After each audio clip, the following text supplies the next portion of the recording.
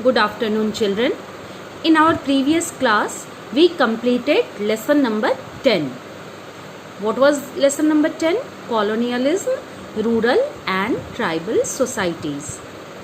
In this class, we will revise in short the whole lesson, and then A, B, C part we will do it today itself, and then in next class D part and E part answers will be given.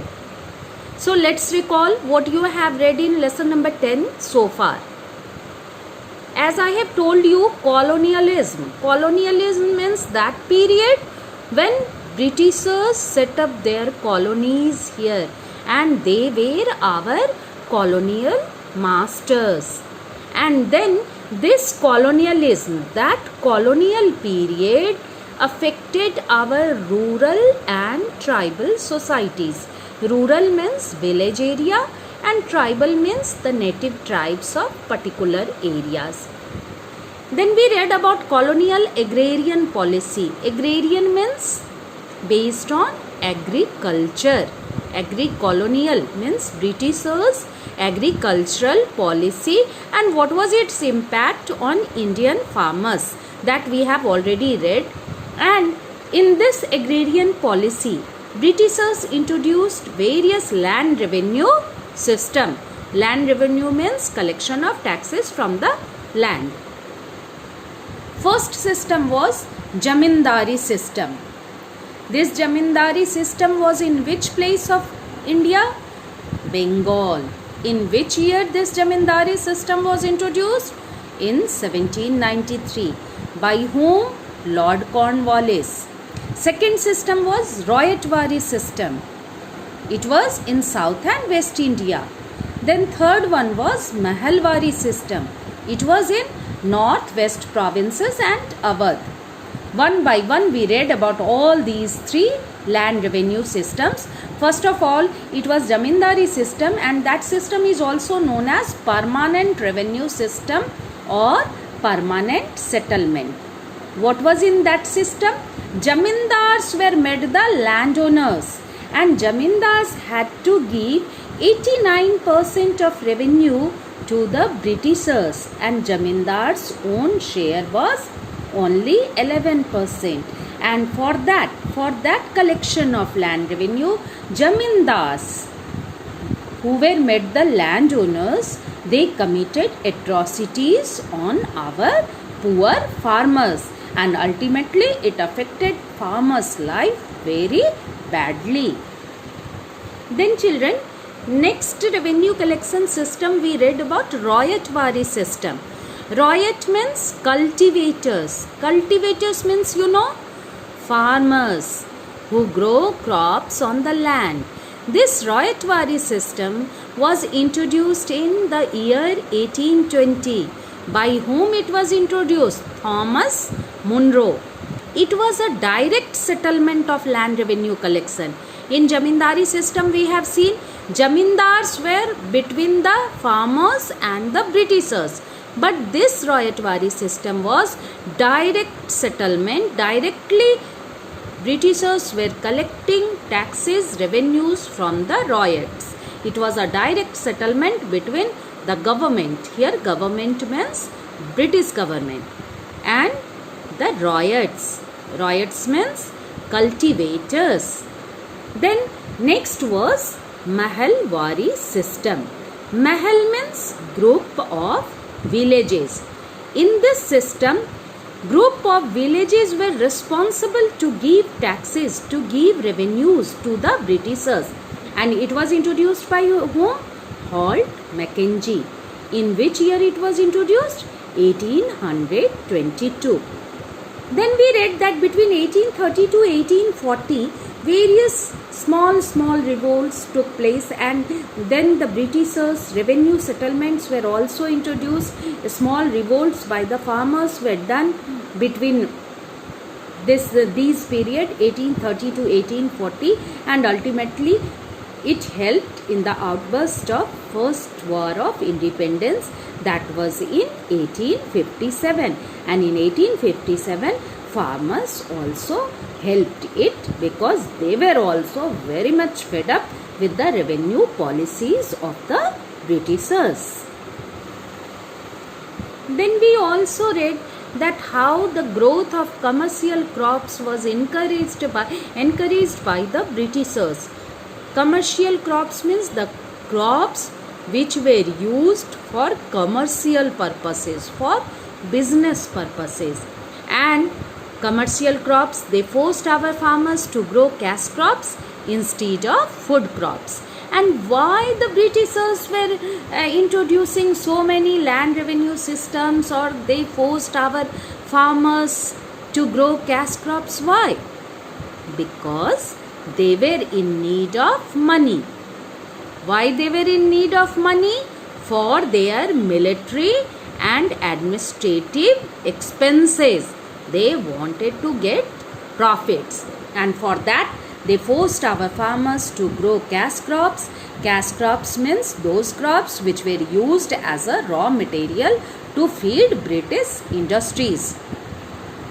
Cash crops were indigo, cotton, opium, pepper, tea, sugarcane, etc., and the silkworms, silk cocoons to make the silk clothes. Then condition of the farmers. You can imagine conditions of the farmers was happy or miserable? Of course miserable. And due to miserable condition, what farmers did? They revolted against the Britishers. There were 4 reasons. Why did the farmers revolt against the Britishers? First reason was land revenue settlements. We have read about Jamindari system, Royatwari system and Mahalwari system. They all were made, they all were introduced to gain more and more profits. So these land revenue settlements, farmers were unhappy with this economic exploitation. Britishers were exploiting economically to the farmers. Then indebtedness. When the farmers were unable to pay the taxes, pay the revenue to the Britishers, then they had to take loan from the money lenders, and because of that this indebtedness was there and they revolted against the Britishers. Next was eviction of peasants from land. Means if peasants means farmers, if farmers were unable to pay the taxes, if farmers were unable to pay the revenues to the Britishers, because many times, sometimes drought, flood or famine, or there was no crops in the field, then also farmers had to give the taxes to the Britishers, and if they were unable to do that, then they were evicted from their land. It was also a major cause of revolt made by farmers, and these all the factors contributed in the outburst of First War of Independence in 1857. That was colonialism and farmers' life, rural societies. Now we will see colonialism, means British period, and tribal societies. Tribal groups, you must be knowing the native places, the native tribes who live in the forests. They were Khonds of Orissa, Van Gujars of Jammu and Kashmir, Gaddis of Kullu in Himachal Pradesh, and Mundas of Chota Nagpur. And impact on the tribal life, that Britishers reserved the forest. This tribal community, they were totally dependent on forest products for their livelihood. But that time railways were also starting in India also and in Britain also. And for making railway tracks and for making ships and boats, Britishers were in need of timber wood. And timber wood was found in the forest. But in forest who were living? Tribals. So Britishers wanted to reserve the forest. They reserved the forest for their own benefit, so that no one could take anything from the forest. As a result, what happened? Tribals had to leave the forest. They became homeless also, as well as they became jobless also. One of the major group of tribals was Santals of Hazaribagh. They were also very much exploited by the Britishers. And as Britishers reserved the forest, they did not allow the tribals to go inside and to collect anything, and tribals had to leave the forest. So what happens? When atrocities crosses the limit, then it comes in the form of revolts. So tribal societies also revolted against whom? Against the colonial ruler. Who were the colonial ruler? The Britishers. And which tribal groups revolted against the Britishers? Khasis. Khasis were found in which part of India? Northwest Assam. They revolted in which year? 1829. Who was their leader? Bar Manik and Tirut Singh. Then Kukis. Kukis revolted in which year? 1829. Kukis were in which part of India? Manipur. But the Britishers were very powerful. They suppressed Khasis also and Kukis also. And since 1829, Kukis started revolting against the Britishers. But they had to surrender to the Britishers in 1850 because Britishers were very powerful. Then the Khons.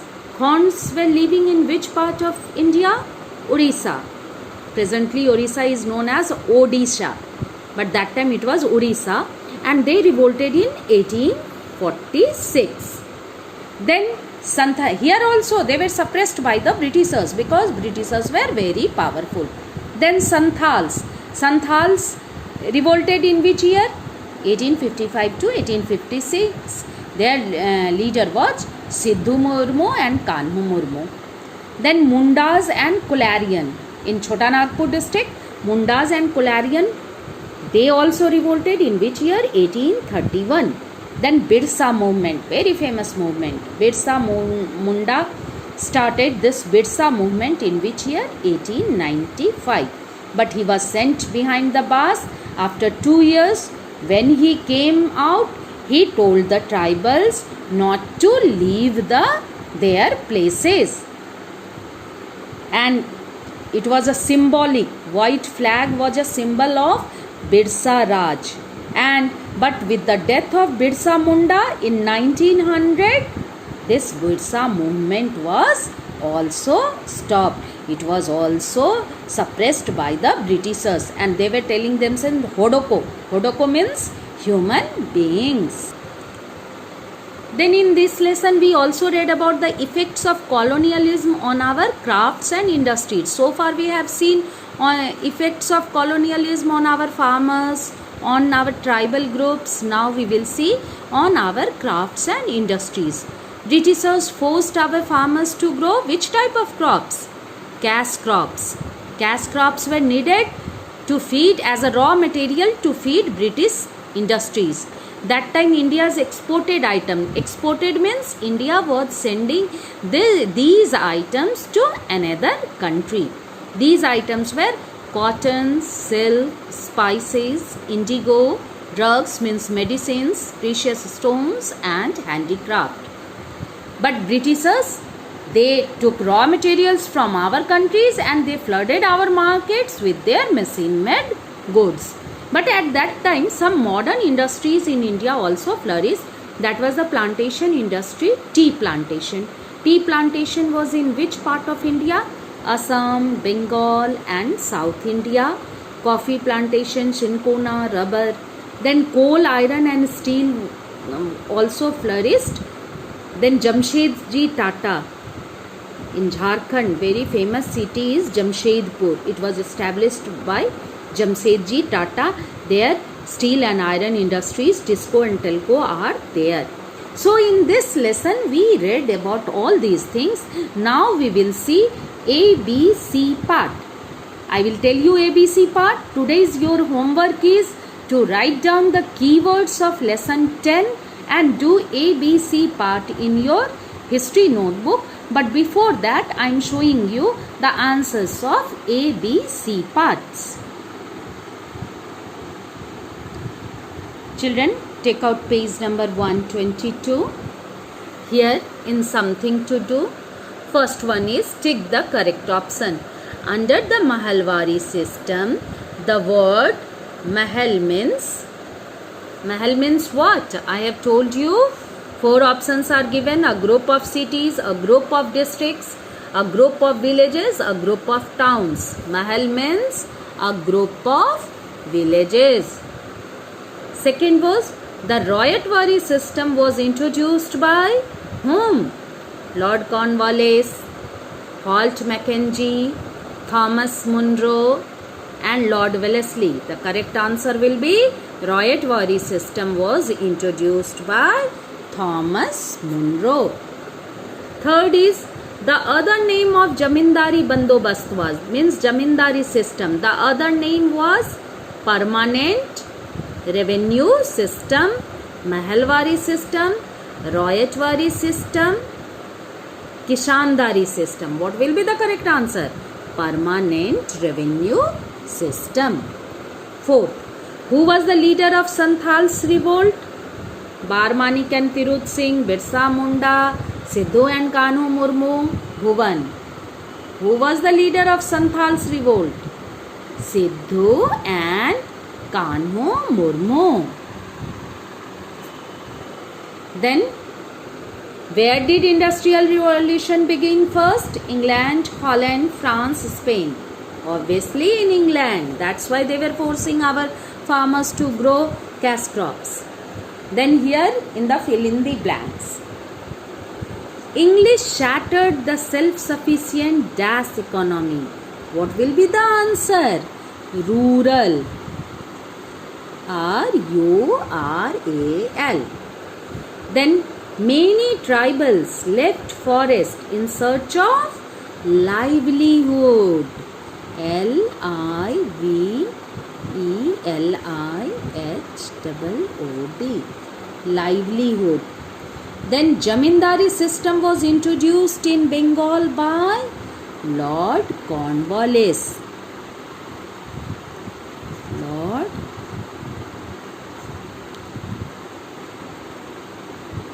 Cornwallis. Then next is dash revenue was the biggest source of income for the company. Company means here East India Company. Which revenue was the biggest source? Land revenue. Then basic or dash industry started in India after independence. Basic or key industries. Then come to C part. Here you have to write true or false. Before the advent of East India Company, means before the coming of East India Company, the rural life in India was simple and self-sufficient. It will be right or wrong? True.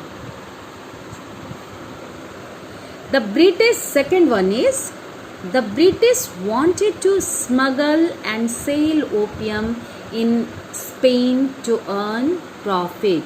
It will be false. British wanted to smuggle and sell opium in China, not in Spain.